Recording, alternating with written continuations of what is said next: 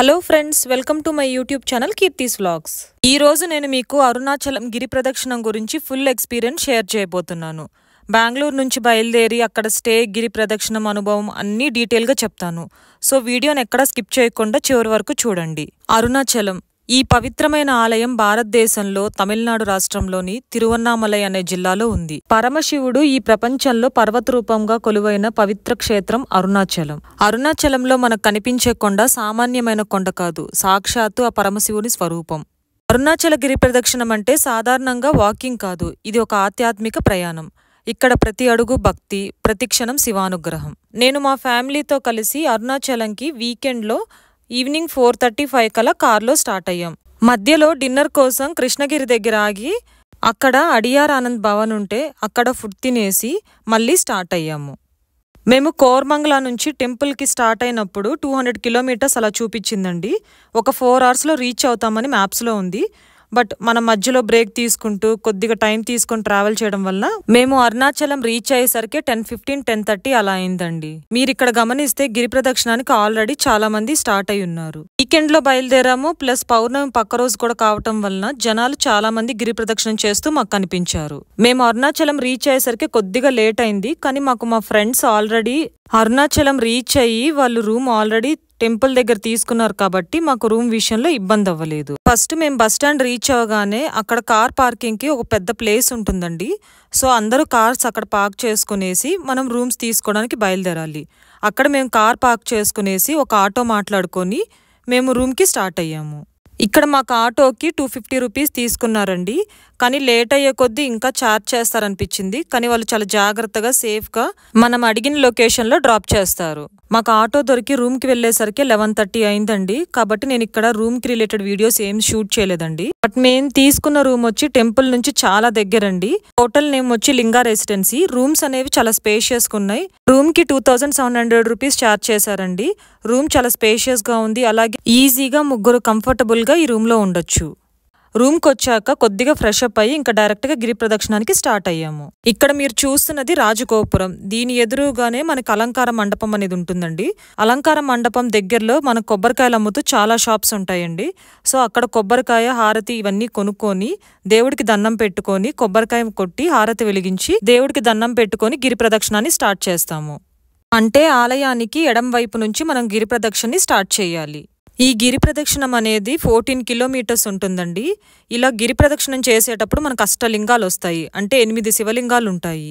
ఈ 8 శివలింగాలని దేవతలైతే ప్రతిష్ఠించారు. చాలా విశిష్టమైన శివలింగాలు ఇవి. అయితే ఇవి ఒక్కొక్క శివలింగాన్ని మనం దర్శించుకుంటూ గిరి ప్రదక్షిణాన్ని పూర్తి చేయాలి. గిరి ప్రదక్షిణం చేసే మార్గంలో ఫస్ట్ మనకు ఇంద్రలింగం అయితే వస్తుంది. ఈ ఇంద్రలింగాన్ని దేవతలకు అధిపతి అయిన దేవేంద్రుడు ప్రతిష్ఠించాడు.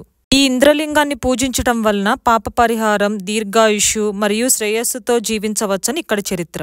ఓం నమశివాయ అనుకుంటూ ఇంద్రలింగాన్ని దర్శించుకొని గిరి ప్రదక్షిణాన్ని చేసుకుంటూ ముందుకు వెళ్ళాలి. మనం గిరి ప్రదక్షిణ చేసే సమయంలో చాలా ఆలయాలైతే వస్తూ ఉంటాయి. మీ గనక ఓపిక ఉన్నట్లయితే ఖచ్చితంగా వీటన్నిటిని ఒకసారి దర్శించుకోండి. ఈ ప్రదక్షిణం చేసేటప్పుడు యు ఆర్ హియర్ అనే బోర్డు ఉంటుంది. సో ఇప్పుడు మనం ఇంద్రలింగం నుంచి అగ్నిలింగానికి వెళ్తూ ఉన్నాము. ఇప్పుడైతే మనకి అగ్నిలింగం బోర్డు అయితే కనిపిస్తుందండి. సో ఇప్పుడు మనం అగ్నిలింగం దగ్గరికి వెళ్తున్నాము. అష్టలింగాల్లో 7 శివలింగాలు మనకి లెఫ్ట్ సైడ్ ఉంటే ఒక్క అగ్నిలింగం మాత్రమే మనకి కుడివైపునుంటుంది. ఈ అగ్నిలింగాన్ని సాక్షాత్తు అగ్నిదేవుడు ప్రతిష్ఠించాడు. ఈ అగ్నిలింగం అరుణాచలేశ్వర స్వామి ఆలయానికి ఆగ్నేయ దిక్కున ఉంటుంది.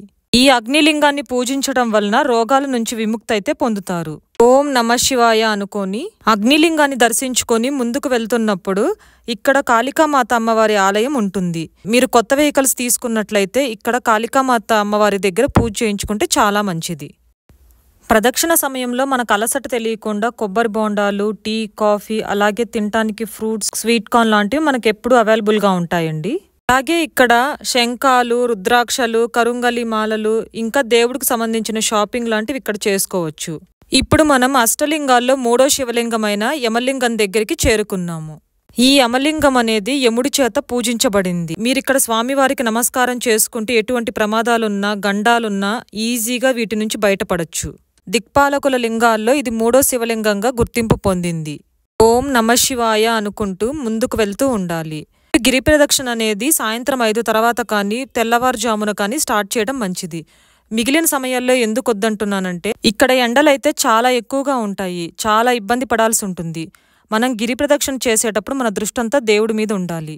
ఇప్పుడు అష్టలింగాల్లో 4వ శివలింగమైన నైరుతి శివలింగాన్ని దర్శించుకోబోతున్నాము. మార్గ మధ్యంలో జింకల దర్శనం కూడా జరిగింది.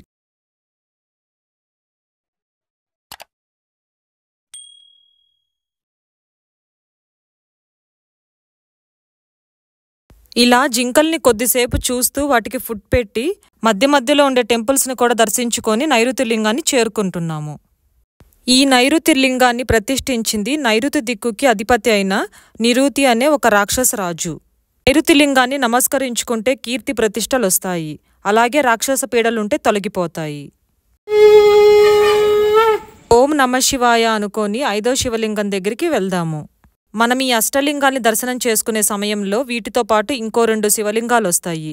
అదే సూర్యలింగం, చంద్రలింగం. మనం ఇప్పుడు సూర్యలింగం దగ్గరకు వచ్చామండి. ఈ సూర్యలింగాన్ని ప్రతిష్ఠించింది సూర్యభగవానుడు. ఈ సూర్యలింగాన్ని నమస్కరించుకోవటం వలన ఎటువంటి అనారోగ్య సమస్యలున్నా అవన్నీ తొలగిపోతాయి. ఓం నమ శివాయ అనుకొని మనం ప్రదక్షిణం చేసే సమయంలో కనిపించే టెంపుల్స్ అన్నిటినీ దర్శించుకుంటూ వరుణలింగం దగ్గరికి వెళ్తున్నాము. ఈ వరుణలింగానికి అధిపతి వచ్చి వరుణదేవుడు. చూశారు కదా, ఇప్పుడు మనం వరుణలింగాన్ని చేరుకున్నాము. ఇక్కడ స్వామికి అభిషేకం చేసేటప్పుడు వచ్చే నీరు త్రాగి మనకెటువంటి వ్యాధులున్నా వాటి నుంచి విముక్తి పొందవచ్చు. ఓం నమ శివాయ అనుకొని మళ్ళీ మన గిరి ప్రదక్షిణని మొదలు పెడదాం. ఇలా ప్రదక్షిణం చేస్తూ ముందుకు వెళ్తూ ఉంటే అష్టలింగాల్లో 6వ శివలింగమైన వాయులింగం దగ్గరికి వెళ్తాము. ఈ వాయులింగానికి అధిపతి వచ్చి కేతువు. మీకు ఎటువంటి శని ప్రభావం ఉన్నా ఇక్కడ స్వామికి అభిషేకం చేపిస్తే శని ప్రభావం నుంచి బయటపడచ్చు. ఓం నమ శివాయ అనుకుంటూ కొంచెం ముందుకు వెళ్తే రైట్ సైడ్ మనకి చంద్రలింగం కనిపిస్తుంది. ఈ చంద్రలింగాన్ని ప్రతిష్ఠించింది వచ్చి చంద్రుడు. ఈ చంద్రలింగాన్ని పూజ చేసుకుంటే ఆర్థిక ఇబ్బందులు ఏమైనా ఉంటే తొలగిపోతాయి. ఓం నమ శివాయ అనుకొని చంద్రలింగాన్ని దాటి కొద్దిగా ముందుకు వెళ్తే అష్టలింగాల్లో 7వ లింగమైన కుబేరలింగం దగ్గరికి చేరుకుంటాము. కుబేరలింగానికి అధిపతి వచ్చి బృహస్పతి. మీకు ఆర్థిక ఇబ్బందులు ఏమైనా ఉంటే ఇక్కడ స్వామివారికి అభిషేకం చేయిస్తే చాలా చాలా మంచిది. ఓం నమ శివాయ అనుకొని మనం కుబేరలింగాన్ని దాటాము అంటే ఆల్మోస్ట్ మనం గిరి ప్రదక్షిణని పూర్తి చేసినట్లే. ఈ పాటికే నాకు తెలిసి అందరికీ కాలు నొప్పులు వస్తూ ఉంటాయి. ఈ సమయంలో ఎగ్జాక్ట్గా రైట్ సైడ్లో మోక్ష మార్గం వస్తుంది. మోక్ష మార్గంలో నుంచి దూరి బయటికి వస్తే మన అలసట మొత్తం పోయి చాలా ఫ్రెష్గా తయారవుతారు. మోక్ష మార్గానికి క్యూ ఎక్కువ ఉండటం వల్ల మన 8వ శివలింగమైన ఈశాన్య లింగానికి బయలుదేరాము. ఈశాన్య లింగానికి బయలుదేరుతున్నప్పుడు తెల్లవారుతుందండి. ఓం నమ శివాయ అనుకుంటూ చుట్టుపక్కలున్న కొండల్ని గమనించుకుంటూ మన ఈశాన్య లింగానికి చేరుకున్నాము. ఈ ఈశాన్య లింగానికి అధిపతి వచ్చి సాక్షాత్తు పరమశివుడే. అలాగే ఈ లింగానికి ఆదిదేవుడు వచ్చి బుధుడు. వ్యాపారంలో కానీ, ఉద్యోగంలో కానీ, సంసారంలో కానీ ఏమైనా సమస్యలుంటే ఇక్కడ స్వామివారికి అభిషేకం చేయించడం వలన కొద్దిగైనా మన సమస్యలు తొలగిపోతాయి. ఇలా గిరి ప్రదక్షిణాన్ని పూర్తి చేసి నడుచుకుంటూ రూమ్కి వెళ్ళేసరికే మార్నింగ్ 7 అలా అయిందండి. రూమ్ దగ్గర నుంచి చూస్తే వ్యూ అనేది ఇలా ఉందండి. ఈ గిరి చుట్టూనే మనం ప్రదక్షిణం చేశాము. వ్యూ అయితే చూడటానికి చాలా చాలా బాగుందండి. నాకైతే ఇది ఫస్ట్ చూడగానే శివుడి చుట్టూ నాగరాజు చుట్టుకున్నట్టు, ఈ కొండ చుట్టూ పొగమంచు చుట్టుకున్నట్లు ఉంది. మీరు అదే ఫీల్ అయినట్లయితే ఈ వీడియో కింద కామెంట్ చేయండి. రూమ్కి వెళ్ళి కొద్దిసేపు రెస్ట్ తీసుకొని ఫ్రెష్ అప్ అయ్యి 11:30 కల్లా బయటకు వచ్చాము. టెంపుల్ దగ్గరే బ్రేక్ఫాస్ట్ చేసుకుని దర్శనానికి వెళ్ళాం.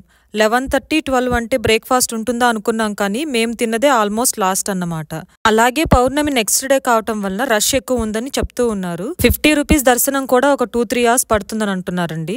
మనకి టెంపుల్లో 2 రకాల దర్శనాలు ఉంటాయండి. ఒకటి ఫ్రీ దర్శనం, ఇంకోటి 50 రూపీస్ దర్శనం అండి. 50 రూపీస్ దర్శనానికి వెళ్దాం అనుకున్నాము. సో టెంపుల్కి ఎంటర్ అయ్యేటప్పుడే మనకి ఫ్రీ దర్శనం అలాగే 50 రూపీస్ దర్శనం అని సపరేట్ లైన్స్ ఉంటాయి. 50 రూపీస్ దర్శనంతో పోలిస్తే ఫ్రీ దర్శనం కొద్దిగా టైం పడుతుందండి. 50 రూపీస్ దర్శనమే మనకి 2-3 అవర్స్ పడుతుందంటే ఫ్రీ దర్శనం ఇంకా లేట్ అవ్వచ్చు. మేము 50 రూపీస్ దర్శనం లైన్ లో 12:30 కలా స్టార్ట్ అయ్యాము. మాకు లోపలికి వెళ్లే కొద్దీ క్యూలో ఎంత వెయిటింగ్ ఉందో అర్థమవుతూ వచ్చిందండి. మొత్తానికి ఆలయం లోపలికైతే వెళ్తూ ఉన్నామండి. ఇప్పుడు మనం దర్శనం కోసం 50 రూపీస్ టికెట్స్ అనేది పర్చేస్ చేసుకుని లోపలికి ఎంటర్ అవ్వాలి. అరుణాచలంలోని శివలింగం అగ్నిలింగంగా ప్రసిద్ధి. మనం అగ్నిలింగాన్ని దర్శించుకోవడానికి దగ్గరికి వెళ్లే కొద్దీ మనకు ఆ వేడి అనేది తెలుస్తూ ఉంటుందండి. దర్శనం అంతా చేసుకుని బయటకు వచ్చేసరికి ఎగ్జాక్ట్లీ 4:30 అయిందండి. అయితే మేము 12:30కి ఎగ్జాక్ట్గా లోపలికి వెళ్తే ఎగ్జాక్ట్లీ 4:20కి దర్శనం అంతా పూర్తి చేసుకొని బయటకు వచ్చాము. దర్శనం అంతా అయ్యాక రూమ్కి వెళ్ళి కొద్దిసేపు రెస్ట్ తీసుకొని సాయంత్రం 7 కల్లా బెంగళూరు వెళ్ళటానికి స్టార్ట్ అయ్యాము. ఒకసారి వెళ్లేదారిలో మోక్ష మార్గం గనక ఫ్రీగా ఉంటే వెళ్దాం అనుకున్నాము. అక్కడికి వెళ్లి చూస్తే మార్నింగ్ తో కంపేర్ చేస్తే ఇప్పుడు అంత రష్ లేదండి. మార్నింగ్ అయితే చాలా పెద్ద లైన్ ఉంది. సో ఇప్పుడు అంత రష్ లేదనేసి ఇప్పుడు లైన్ లో నుంచున్నాం. దాదాపు ఒక అరగంట అవుతుందని ఎక్స్పెక్ట్ చేసాము. అరగంటలో మేము మోక్ష మార్గాన్ని ఫినిష్ చేసుకొని మళ్ళీ బెంగళూరుకి స్టార్ట్ అయ్యాం. ఇలా మా అరుణాచలం యాత్ర పూర్తయింది. మీరు కూడా ఈ పవిత్ర ప్రదేశానికి వెళ్లి అరుణాచలేశ్వర స్వామి ఆశీస్సులు పొందండి.